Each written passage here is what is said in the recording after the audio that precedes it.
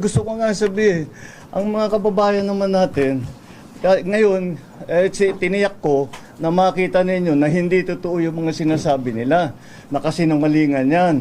Kaya mula ngayon, yung mga taong yan na nagsabi sa inyo na may sakit ako, na baldado na ako, ha?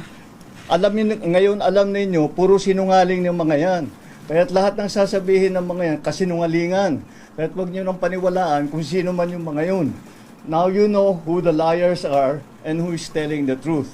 And once again, I think it's very, very easy and very clear that I'm in very, very good health. I just had everything. My numbers are.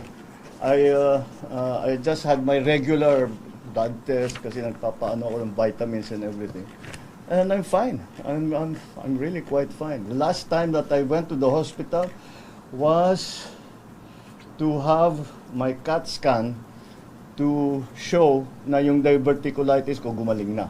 So that was what? 2.5, 3 months ago. Mga ganun. So that's all these reports of me going to the hospital. I haven't been to the hospital for 3 months, and even then it was just to have a CAT scan, because the CAT scan to tell my doctors if the diverticulitis has completely been fixed, and it was, and I'm done. My diet is back to normal. My exercise is back to normal. I still exercise 3-4 times a week. I'm watching my food better than before. But you know, so people. Medicines, sir? I'm sorry. Maintenance medicines.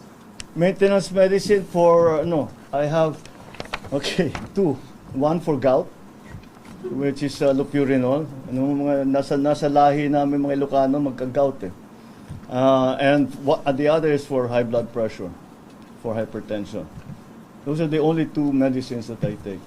The others that I take are nothing really. When I have allergies, I take an antihistamine. Pero wala naman ngayon.